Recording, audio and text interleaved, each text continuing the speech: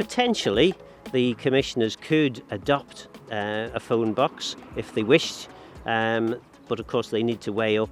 There's a cost associated with this. Would the money be better spent doing something else, or is it worth maintaining the phone box? A heritage asset potentially have other uses.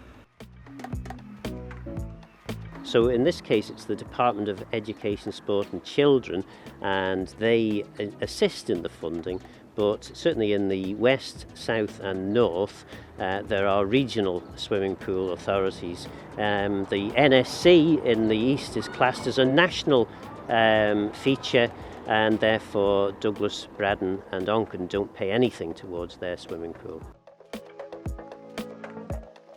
This is one where by rights you should speak to the landowner, the person who owns the hedge on which your banner, or the fence in this case, on which your banner is being situated. However, most of the banners that appear here at the roundabout are for charitable events or generally good community events, and I think there's a general feel that that's okay.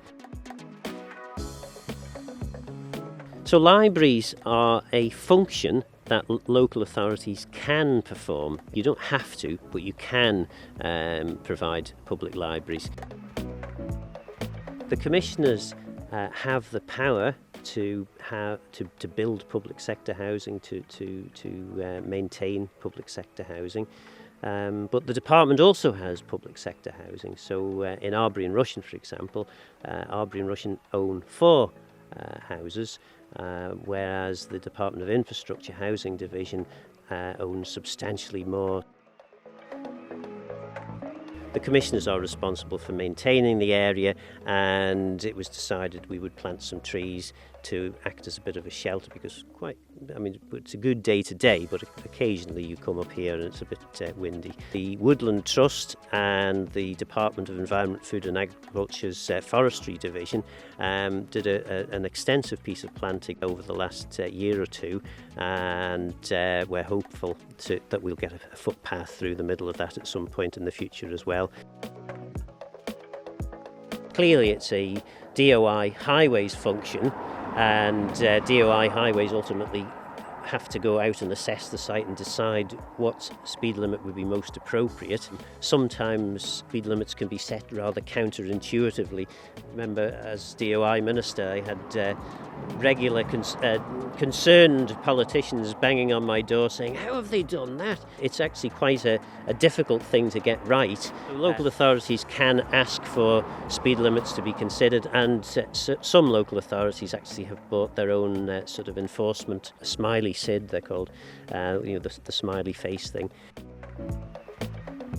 Most of the street lighting, if not all, on the island is provided by the MUA. Where the commissioners do have a say, though, is how many lights are put up. But yeah, effectively, it's one of the expenses that the local authorities have, and it's really important, I think, for the general public to have street lighting so that they can go about their business.